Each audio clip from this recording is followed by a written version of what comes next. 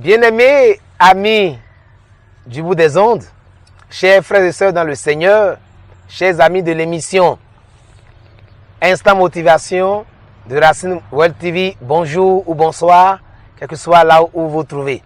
C'est votre coach Amos Louis. Je suis avec vous pour vous partager un thème puissant, un thème capital. Le thème est le suivant. Honorer un homme de Dieu vous ouvre une grâce inouïe. Autrement dit, honorer un homme de Dieu vous ouvre la faveur de Dieu.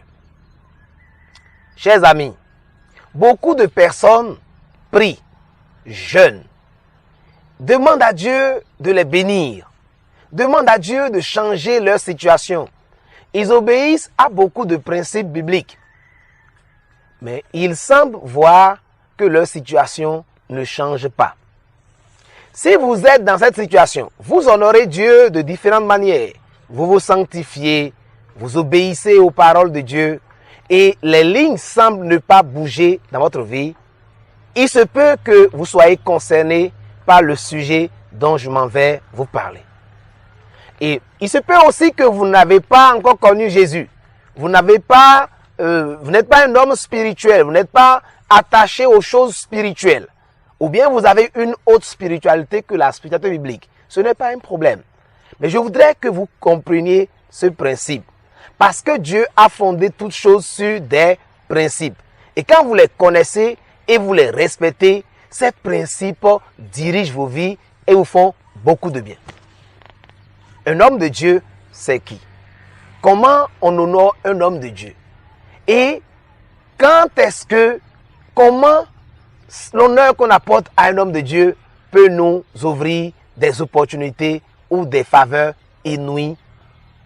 C'est ce dont je m'en vais vous parler. Mais si vous n'êtes pas encore abonné à notre chaîne, cliquez sur la chaîne, sur la note, s'abonner et aimer et liker, partager la vidéo si vous l'aimez.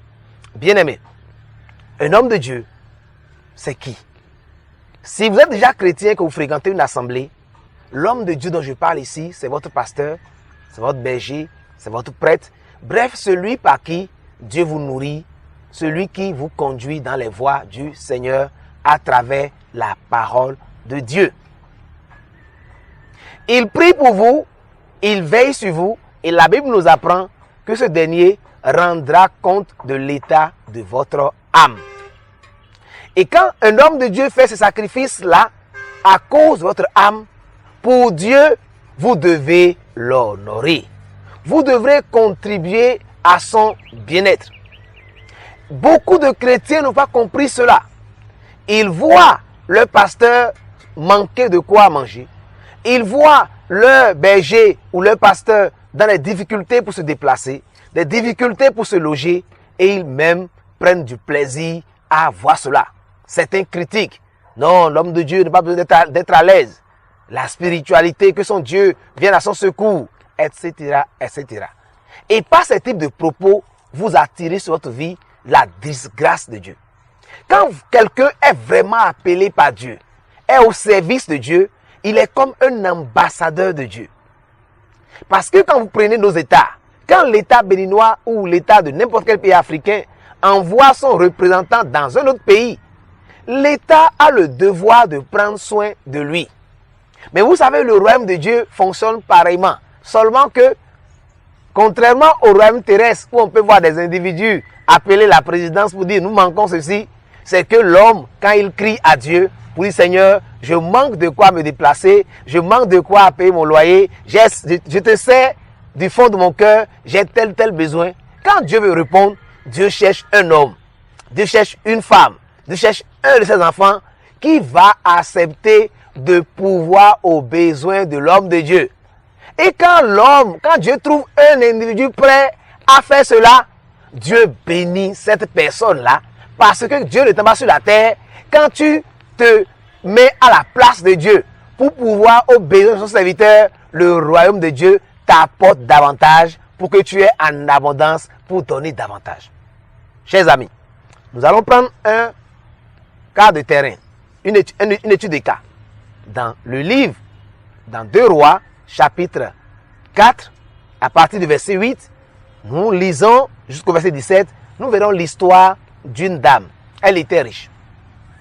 Et lorsqu'elle voyait passer le prophète Élisée dans son village, un jour, elle a vu que l'homme de Dieu qui passait avait des besoins en nourriture.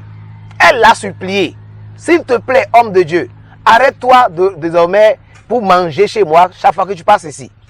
L'homme de Dieu a accepté cette invitation. Et chaque fois que le prophète Élisée passait à Sunem, le village de la dite femme, il s'arrêtait pour manger là-bas. La dame donc a pourvu aux besoins en termes de nourriture de l'homme de Dieu et son serviteur. Le Dieu a certainement apprécié cela. Mais la dame a poursuivi. Un jour, elle a dit à son mari, mon mari, cet homme qui passe par ici, je reconnais qu'il est vraiment un homme de Dieu. Mais je voudrais que nous construisions au-dessus de notre maison une chambre dans laquelle, quand l'homme de Dieu arrivera à notre village, il va se reposer au lieu de poursuivre son chemin tout fatigué. Son mari a accepté.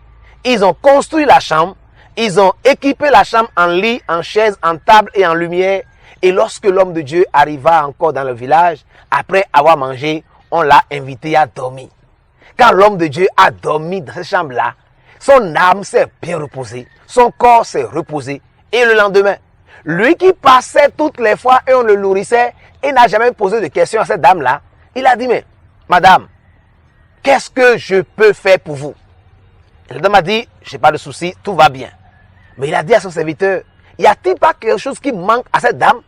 Son serviteur a dit, depuis que nous venons ici là, nous n'avons pas vu un enfant dans cette maison. Cette dame est âgée, son mari est âgé et ils n'ont pas d'enfant. Quand l'homme de Dieu a entendu que ce couple se mourait, a dit allait à la vieillesse sans avoir d'enfant, il a dit, appelle-moi la dame.